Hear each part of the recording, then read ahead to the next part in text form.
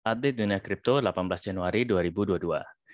Nah, jadi seperti biasa kita rekap dulu ya yang kemarin analisa kita seperti apa. Jadi sejauh ini tepat ya penurunan walaupun saya sebenarnya menganalisa penurunan mungkin sejauh ini. Tapi kalau misalnya teman-teman ada lihat video saya yang kemarin itu ketika saya bahas kemarin-kemarin punya analisa itu kan saya memang bilang mentok itu di 41-an gitu ya. Jadi memang itu ke arah sana gitu. Tapi terlepas dari itu ya kita nanti lihat hari ini seperti apa gitu ya. Memang sepertinya belum ada trigger yang bagus sejauh ini. Nah, kalau untuk BTCD, nah ini juga ada kenaikan, terus ada penurunan ya, dan akhirnya naik. Nah, itu juga berarti sejauh ini sesuai ya, walaupun memang nggak persis di di garisnya ini ya, karena kalau persis itu memang sangat susah gitu. Berarti harus tepat sekali memang per candle-nya gitu ya. Ya kita beberapa kali sempat begitu, tapi yang penting kita tahu pergerakan akhirnya itu seperti apalah.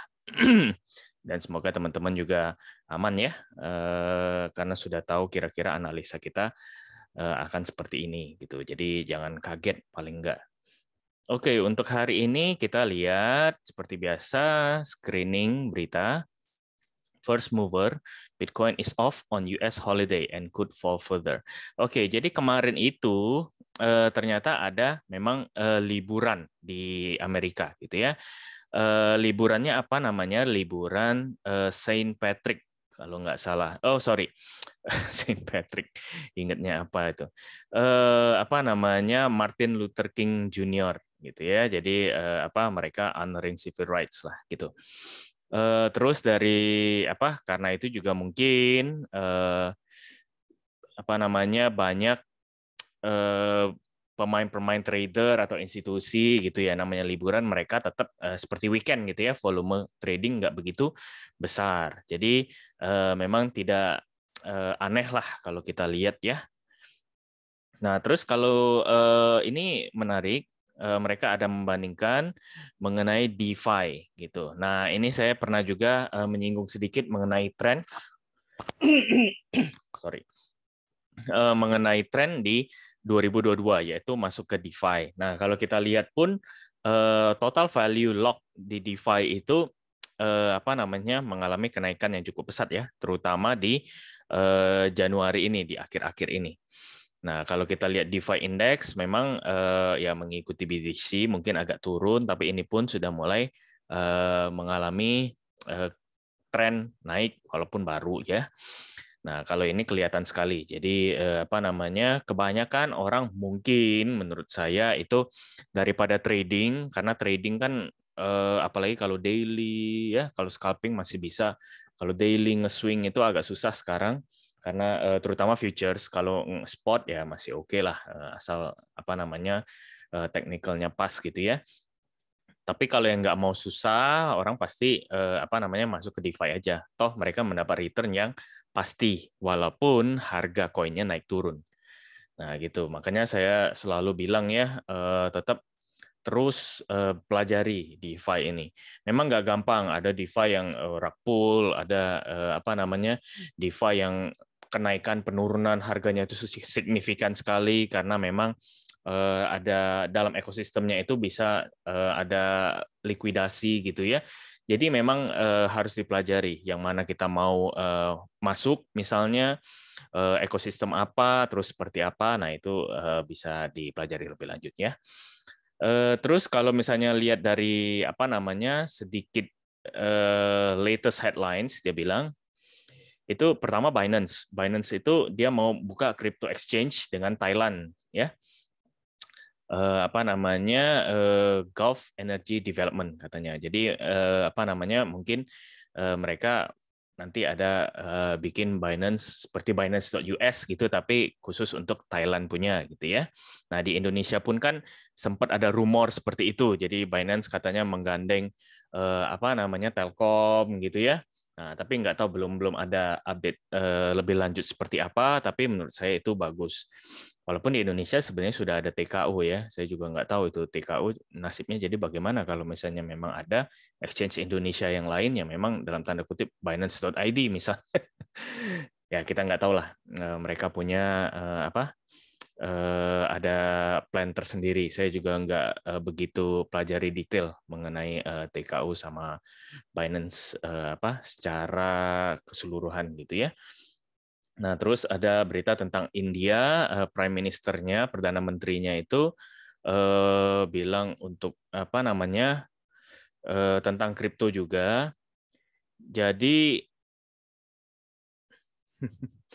ini sepertinya memang kalau India ini agak-agak aneh ya. Kadang apa positif, kadang negatif gitu. Jadi kita nggak tahu nih. Memang selalu apa namanya mereka menunjukkan stand mereka itu di abu-abu gitu. Jadi mereka belum nggak begitu mendukung, tapi juga nggak begitu menolak, begitu ya. Jadi selalu begitu. Jadi biasalah kalau ada berita dari India kita udah tahu. Nah, kalau Pakistan ini sepertinya keras beberapa bulan, beberapa belakangan ini gitu ya, beberapa waktu ini. Jadi seperti ini misalnya Pakistan Crime Agency, jadi mereka bilang sama apa provider gitu ya atau otoritas telekomunikasi di sana itu untuk ngeblok kripto website gitu.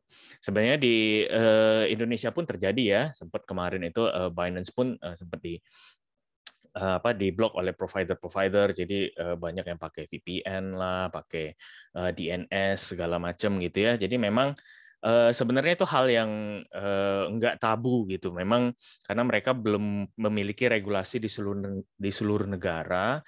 Jadi apa namanya ya wajar lah kalau ada pemerintah di suatu negara yang memang ngeblok website mereka gitu ya. Akan lebih bagus memang makanya Binance bisa bekerja sama dengan pelan-pelan satu negara begitu, termasuk Indonesia. Jadi apa namanya kita juga lebih merasa aman lah gitu ya, apalagi kalau sudah OJK masuk, sudah apa memang diawasi begitu ya. Jadi kita paling enggak ada merasa keamanan tersendiri. Kalau sekarang kan memang jujur walaupun ini exchange terbesar, tetap ada resiko ya.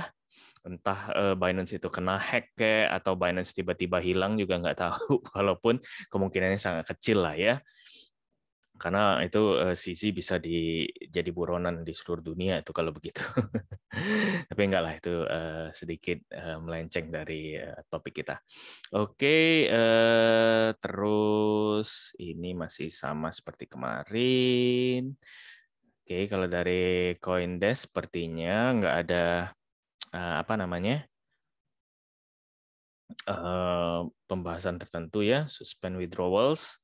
Oke, ini crypto.com, not good.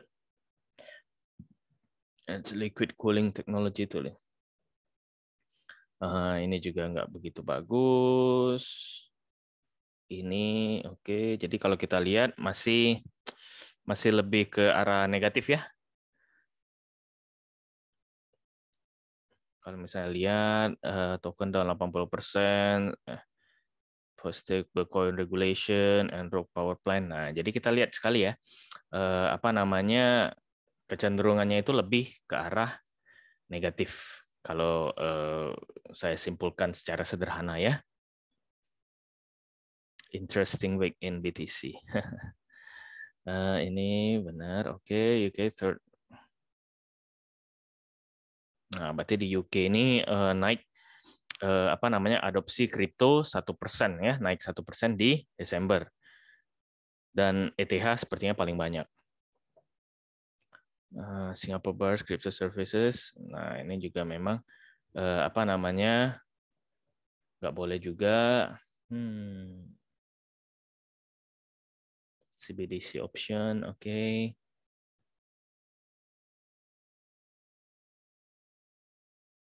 Oke, kita lihat dari analis ya. Biasanya menarik nih kalau dari analis-analis.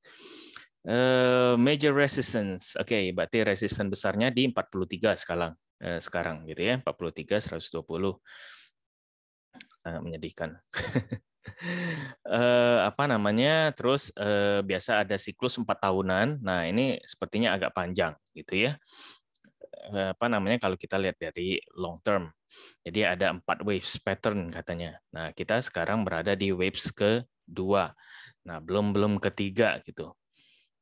Belum masuk ketiga. Kalau misalnya memang masih penurunan, berarti ya mungkin agak jauh lagi ya. Kira-kira begitu. Honestly, it would make a lot of sense. This cycle is longer than the previous one. Oke, berarti memang siklus ini lebih panjang daripada siklus sebelumnya gitu. Karena memang ada pengaruh makroekonomi ya, itu sering kita bahas lah ya, the Fed segala macam. Jadi kemungkinan siklus ini bakal lebih tinggi dan lebih lama gitu. Jadi kalau lihat dari sini sih positif ya. At least one more upward impulse to come. Nah, jadi apa namanya kemungkinan. Nah, kalau kita lihat dari siklus ini juga ada namanya fake top.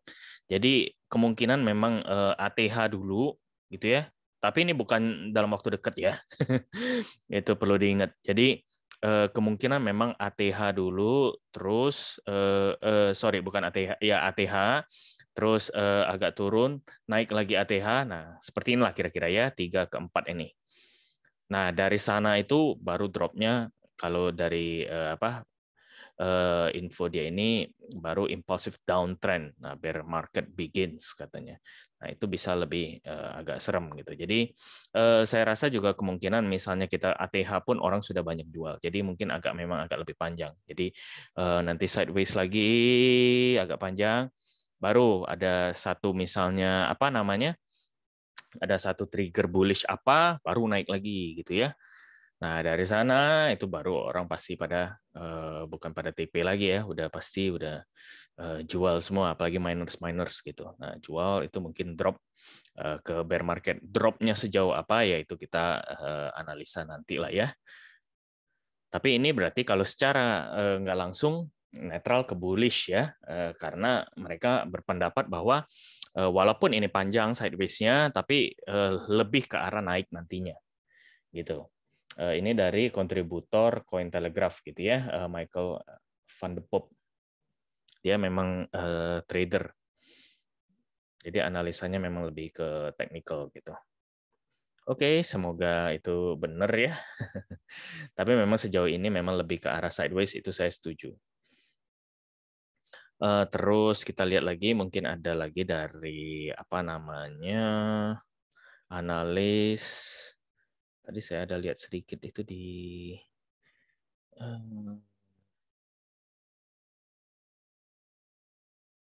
bentar ya.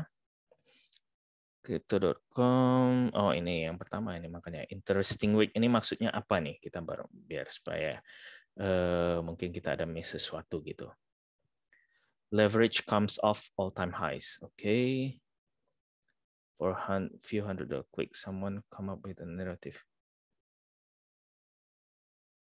Ya, nah ini jadi kalau dari dia apa namanya bilang bahwa sebenarnya BTC itu turunnya cuma sedikit gitu ya, beberapa ratus dolar doang. Tetapi wah naratifnya itu narasinya itu ini crash gitu ya. Semua di Twitter, di Telegram segala macam short ini. Ya itu memang dia bilang juga makanya ini nih sarkasme dia bilang. Jadi sebenarnya nggak ada apa-apa gitu tuh. Padahal ya Bitcoin ini memang sideways gitu. Intinya begitu. Dia ini analisnya bilang ya.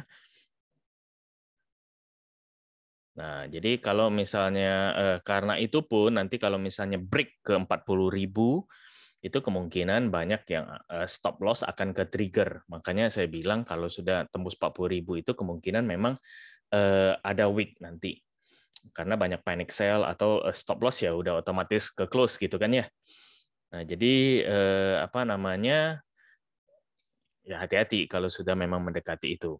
Tapi ada bagusnya juga kalau kita melihat heat map kemarin itu ya, yang berarti bahwa banyak orang nunggu nih sebenarnya di 38, 37,5, 35, 33,5 paling bawah gitu. Orang udah nunggu semua. Jadi makanya saya bilang weak begitu misalnya drop karena apa namanya long likuidasi atau stop loss ya, turun. Tapi harusnya mantulnya agak cepat karena banyak yang pada nunggu di sana gitu.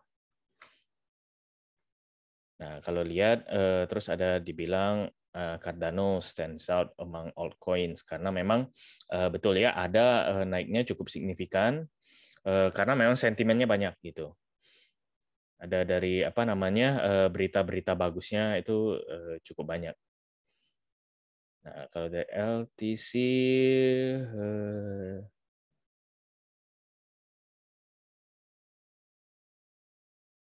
ya dia bullish di ATC. Oke lah. Itu pendapat orang ya. Kita punya pendapat sendiri lah. Jangan kita mudah terombang-ambing. Oke, sudah drop lagi. Terus kita lihat dari sentimen market secara on-chain masih bearish. Ini wait, kita ini masih 200-an, sekarang 42 ribuan, berarti belum ke refresh. Yes, masih bearish. Kalau ini ya next update 20 jam berarti harusnya masih sama ya. Naik 2 poin. Oke, bagus. Kita lihat secara ini bearish, ya otomatis lah. Kita coba ini lagi. Tapi kemungkinan besar memang ya masih bearish lah secara tren dan ini ya. RSI. Safety score 45. Oke, ini lebih ke arah bearish tentunya. Oke, sekarang kita lihat dari sini. Nah, ini yang menarik. Menurut saya ini lebih akurat daripada kita tarik-tarik garis segala macam ya, karena ini data. Nah, kalau misalnya apa namanya dari segi open interest masih belum memang funding rate juga sempat naik tapi sekarang juga turun lagi. Kalau LTH SOPR sempat mengalami kenaikan juga. Nah, sekarang masih aman di sini. Nah, ini saya juga ada alertnya memang saya kemarin dapat gitu ya. Saya setnya di 13-an, 13. Jadi kalau misalnya naik lebih tinggi itu kebanyakan kan berarti apa long term holder TP gitu. Jadi kita tahu kemungkinan turun lagi. Nah, kalau dari sini kita lihat masih apa namanya netral ke bearish ya. Netral lah. Kalau akumulasi saya rasa juga oke, sudah mulai agak kenaikan. Oke, ini bullish, good. Kalau dari segi inflows, agak naik. Bearish. Kebanyakan masih bearish ya. Nah, ini juga naik lagi, nge-flat lagi. Ya, inflows mungkin dari whales ini masuk ke exchange ini. Jadi ya makanya semuanya berkorelasi ya. Oke, ini kalau kita bisa simpulkan sejauh ini ya itu ya, ya bearish, bearish, bearish. Dari narasi berita apa masih kurang bagus, netral ke bearish gitu karena banyak tadi ya closing di Pakistan lah apa terus ada security-nya dipertanyakan lah, ada pembicaraan apalagi tadi crypto.com yang suspend withdrawals gitu. Ya, itu masih jadi kita lihatnya lebih ke arah bearish. Ini juga secara technical, ini juga. Nah, ini agak netral bullish sama akumulasi tadi. Ya, tapi kita lihat coba kalau secara preset seperti apa. Sepertinya memang lebih masih ke bearish. Oke, 4 jam. 1 jam. 15 menit. Aduh.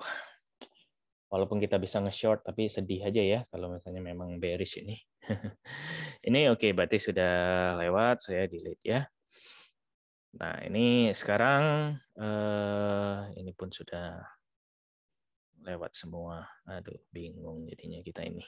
Posisi market seperti ini, ya memang kalau misalnya memang apa namanya, dinikmatin aja lah ya, walaupun susah. Oke, karena kita lihat kemungkinannya masih bearish gitu, jadi coba kita lihat dalam 1 hari dulu ya, sebentar.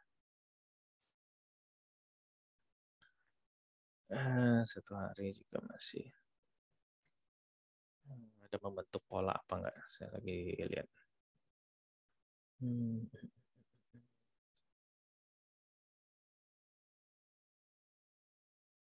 Oke.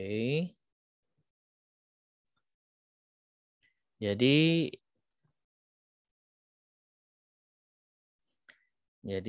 tentu kita masih melihatnya ke arah bearish ya. Oke, kalau begitu mengapa saya bisa bilang bearish ya, selain preset segala macam tadi itu, ya ini Bollinger bawah pun sudah jebol ya, jadi sudah breakout, breakdown lah saya suka bilangnya.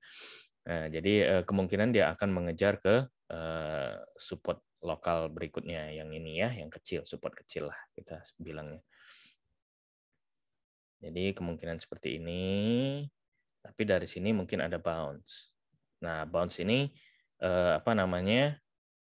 Mungkin sampai sini, terus dari sini dia akan mencoba sini lagi. Mengapa saya lebih preferensinya ke sana? Karena apa namanya? Menurut saya sejauh ini support ini harusnya kuat. Nah, kita lihat beberapa kali ya. Ini pernah oke jebol sebentar terus langsung naik, naiknya juga cukup tinggi, ini juga berapa kali, ini juga gitu ya, ini pun juga nge-weak aja sama, jadi support ini itu lumayan. Nah, menurut saya cukup kuat harusnya untuk hari ini ya, apalagi hari ini market open di Amerika. Jadi paling bagus kalau bisa kita ambil posisi ya di sini untuk ngelong gitu ya. Paling nggak risk reward-nya menarik lah. Nah, tapi tetap Dior ya, ini bukan rekomendasi, bukan apa, saya cuma info, apa namanya, tolong dianalisa lebih lanjut lagi gitu, karena saya bukan konsultan keuangan, ini bukan nasihat keuangan gitu ya. Nah, jadi pandangan saya seperti ini, mungkin dia ada sedikit kenaikan nanti, tapi apa namanya nge-fake dulu di awal, terus turun, baru naik lagi. Nah, paling tinggi mungkin ke arah sini lagi. Menurut saya seperti itu nanti. Nah, kalau untuk dominance, apa namanya, ini kita hapus dulu. Dominasi BTC kan penting juga ya. Nah, kemungkinan memang kalau BTC turun sejauh ini kan pasti naik dulu nih. Nah, terus ke sini sedikit, nah turun. Kalau menurut saya sih seperti ini. Nah, semoga ini cukup membantu ya teman-teman ya untuk mengambil posisi apa namanya atau menjadikan pertimbangan saja, bukan mengambil posisi lah ya, karena bukan rekomendasi loh ya. Bisa lihat analis-analis yang lain juga apa namanya bisa pertimbangan sendiri juga, tarik-tarik garis gitu ya. Tapi memang preferensi kalau saya sih hari ini seperti ini gitu. Dan jangan buru-buru lah, santai aja. Oke, semoga membantu, semoga bermanfaat. Kalau suka dengan video saya, jangan lupa like dan subscribe serta komen ya di apa namanya video kita ini atau channel ini, dan juga bisa share ke teman-teman yang lain supaya mereka bisa mendapatkan manfaatnya. Oke, terima kasih. Bye.